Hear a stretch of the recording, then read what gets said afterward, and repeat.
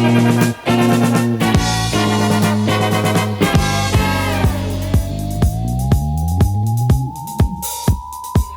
about the structure of our federal government, which is the national government, and now we're talking about CE.6b, what we call checks and balances. Well, you have to go back to why we developed a system called checks and balances, and it goes back to the monarchy and the colonial legacy of the United States. The colonists, one of the big reasons why we rebelled, felt that we had no say and no way to check the power of the king. The Founding Fathers wanted to make sure that each branch of government could check one another to prevent any one branch from abusing its power. Again, the key fear was an overpowerful executive branch. Therefore, they wanted to make sure that each branch, again, had the ability to slap the other on the wrist and let them know they are abusing power.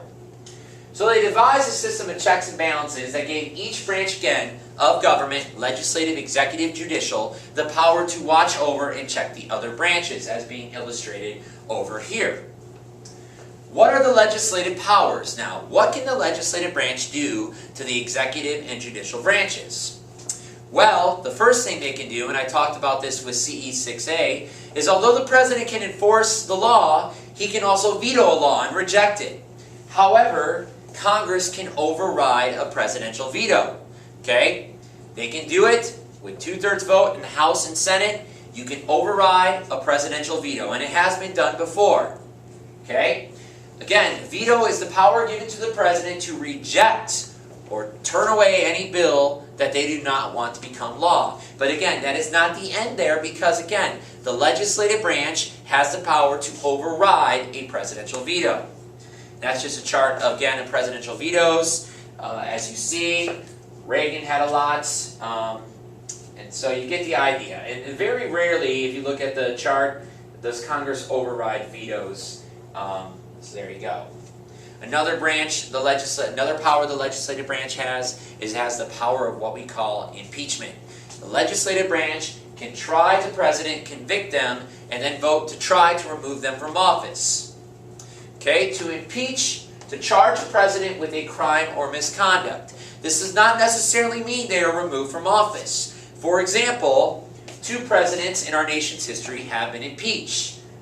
Andrew Johnson, William Jefferson Clinton. Okay?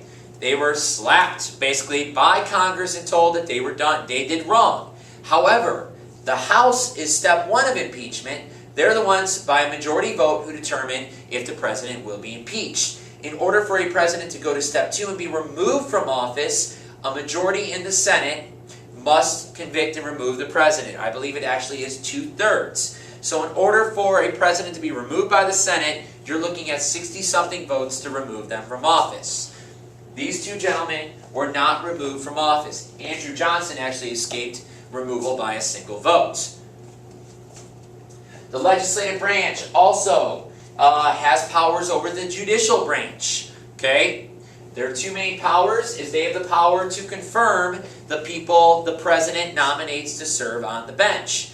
So for example, if another opening occurs on the Supreme Court before Obama leaves office, the president would appoint another person he feels well suited to be on the court. In order for that person to be seated on the court, that person must receive confirmation from the U.S. Senate.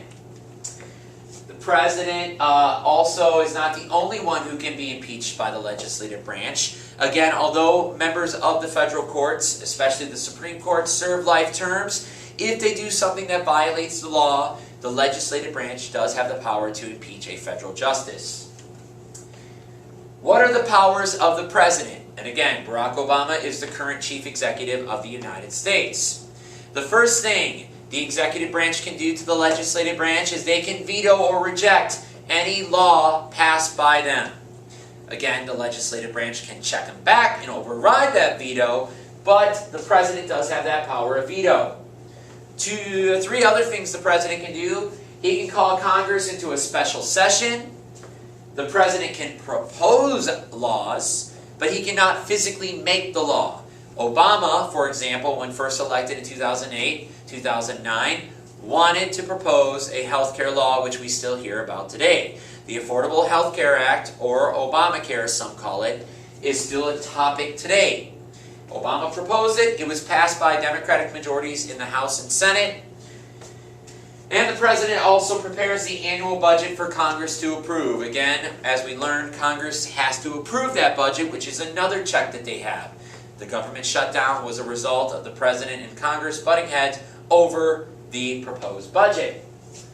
The President's sole check over the judicial branch is the President is the one who nominates the member to serve on the bench. President Obama has so far had 2 openings on the Supreme Court.